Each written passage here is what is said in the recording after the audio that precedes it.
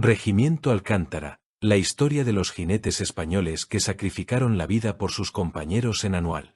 Bajo intenso fuego, ordenó el ataque a los rebeldes aun sabiendo que iban a morir, no se detuvieron. Durísima fue nuestra historia bélica a principios del siglo XX, con las pérdidas de nuestras últimas colonias. Una de las guerras más devastadoras y que supuso un desgaste enorme para el Reino de España fue la Guerra de Marruecos. Esta se inició aproximadamente en 1912 cuando se cedieron oficialmente a España unos 20.000 kilómetros cuadrados de territorio marroquí cerca de Melilla. En ese momento comenzó la discordia, pues las tribus rifeñas se levantaron contra los españoles en una guerra que vería su final muchos años después. Hoy narramos la increíble historia de 700 hombres a caballo que dieron su vida por salvar a miles de sus compatriotas de una muerte segura. Hablamos de los héroes del Regimiento Alcántara.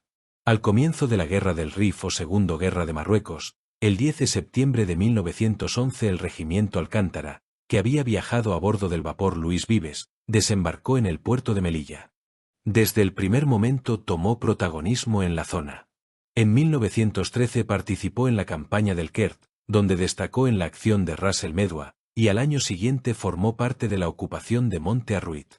Ya en 1921, 10 años después del inicio de las hostilidades, las tribus rifeñas rebeldes organizadas y dirigidas por el político Abdel Krim, protagonizaron lo que hoy conocemos como el desastre de Anual. En mayo de 1921, el grueso del ejército español estaba en el campamento base instalado en la localidad de Anual.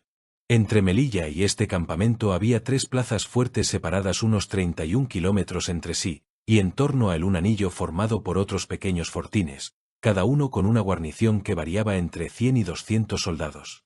Las tropas españolas dirigidas por el general Manuel Fernández Silvestre, pretendían realizar un avance total sobre Alucemas. El 22 de julio Anual acogía a unos 5.000 hombres, 3.000 españoles y 2.000 indígenas, con una fuerza de combate de 3 batallones y 18 compañías de infantería, 3 escuadrones de caballería y 5 baterías de artillería. Sobre ellos iban a lanzarse unos 18.000 rifeños bajo el mando de Abdel Krim, armados con fusiles y armas blancas. Los españoles en el campamento de Anual disponían de víveres para 4 días y municiones para un día de combate, pero carecían de reservas de agua. El general Silvestre, consciente de la imposibilidad de defender la posición, acordó con sus oficiales la evacuación del campamento. Sin embargo, a las 3:45 del día 22 llegó un mensaje de radio del alto comisario Berenguer, prometiendo la llegada de refuerzos desde Tetuán.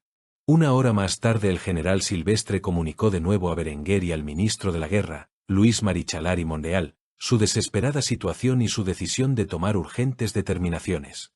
Amaneciendo, las dudas sobre esperar refuerzos para la defensa o evacuar la posición, se despejaron cuando se tuvieron noticias del avance de 3 columnas rifeñas de unos 2.000 hombres cada una. Ante esta información, el general Silvestre ordenó evacuar.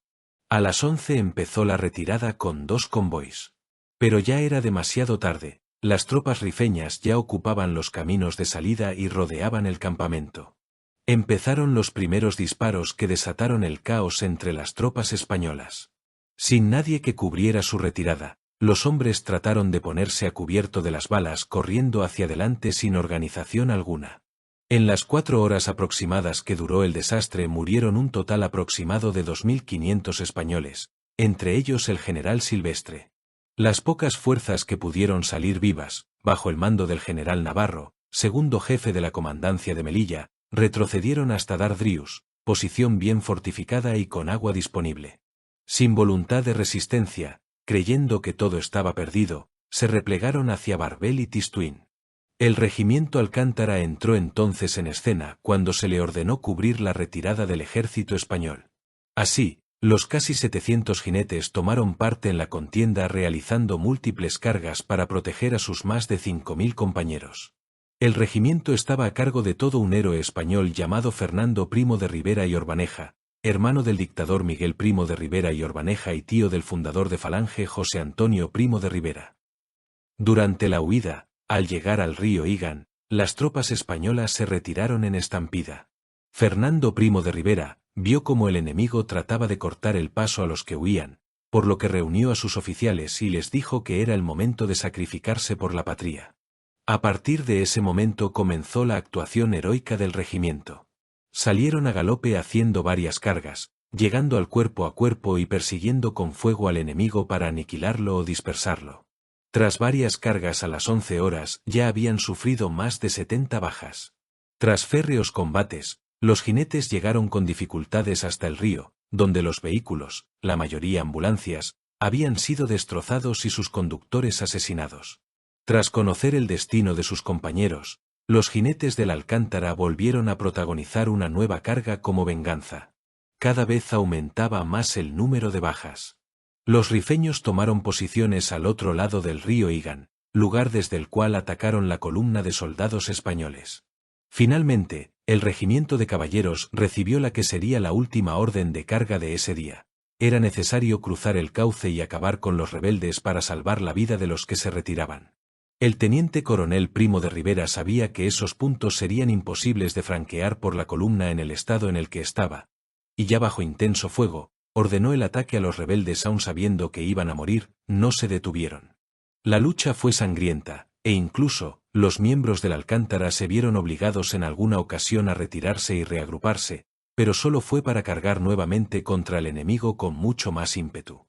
Finalmente, no solo lograron entretener a los rifeños, sino que les vencieron y les obligaron a huir. Su sacrificio fue enorme, pues de los 691 jinetes que lo componían, 471 murieron, lo que supuso un 70% de bajas.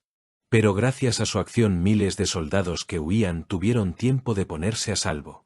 Primo de Rivera murió el 6 de agosto de 1921, consecuencia de la herida producida por un casco de granada de la artillería enemiga que le alcanzó el brazo derecho produciéndole gangrena. Recibió a título póstumo individual la Cruz Laureada de San Fernando, la máxima condecoración militar española. En 2012 el Consejo de Ministros concedió la Laureada colectiva al regimiento.